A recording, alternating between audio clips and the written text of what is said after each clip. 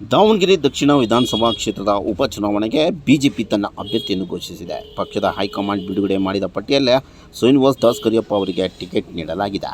ಈ ಕ್ಷೇತ್ರದಲ್ಲಿ ಹಲವು ಮುಖಂಡರು ಟಿಕೆಟ್ ಆಕಾಂಕ್ಷಿಗಳಾಗಿದ್ದರೂ ಅಂತಿಮವಾಗಿ ಬಿಜೆಪಿ ವಾಲ್ಮೀಕಿ ಸಮುದಾಯಕ್ಕೆ ಮಣೆ ಹಾಕಿದೆ.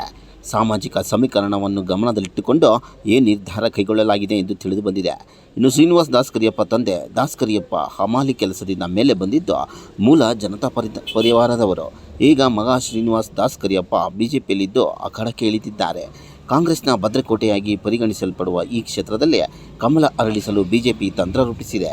ಕ್ಷೇತ್ರದಲ್ಲಿ ಅಲ್ಪಸಂಖ್ಯಾತರು ಹಾಗೂ ಹಿಂದುಳಿದ ವರ್ಗದ ಮತದಾರರು ಹೆಚ್ಚಿನ ಸಂಖ್ಯೆಯಲ್ಲಿ ಇರುವ ಹಿನ್ನೆಲೆ ಎಸ್ಟಿ ಸಮುದಾಯದ ಅಭ್ಯರ್ಥಿಗೆ ಆದ್ಯತೆ ನೀಡಲಾಗಿದೆ. ಈ ನಿರ್ಧಾರದಿಂದ ಉಪಚುನಾವಣೆಯಲ್ಲಿ ಸ್ಪರ್ಧೆ ಮತ್ತಷ್ಟು ತೀವ್ರಗೊಳ್ಳುವ ನಿರೀಕ್ಷೆ ಇದೆ. ಅಭ್ಯರ್ಥಿ ಘೋಷಣೆ ಆಗುತ್ತಿದ್ದಂತೆಯೇ ಶ್ರೀನಿವಾಸ್ ದಾಸ್ ಕರಿಯಪ್ಪ ಅವರ ಮನೆ ಎದುರು ಸಂಭ್ರಮದ ವಾತಾವರಣ ನಿರ್ಮಾಣವಾಗಿದೆ. ಇನ್ನು ಬೆಂಬಲಿಗರು ದೊಡ್ಡ ಸಂಖ್ಯೆಯಲ್ಲಿ ಜಮಾಯಿಸಿ ಈ ಬಾರಿ ಬಿಜೆಪಿ ಎಂದು ಘೋಷಣೆ ಕೂಗಿ ಹರ್ಷ ವ್ಯಕ್ತಪಡಿಸಿದರು. ತಂಡೋಪತಂಡವಾಗಿ ಆಗಮಿಸಿದ ಕಾರ್ಯಕರ್ತರು ಹಾಗೂ ಅಭಿಮಾನಿಗಳು ಅವರಿಗೆ ಅಭಿನಂದನೆ ಸಲ್ಲಿಸುತ್ತಿದ್ದು ಮನೆ ಎದುರು ಹಬ್ಬದಂಥ ವಾತಾವರಣ ಕಂಡುಬಂತು.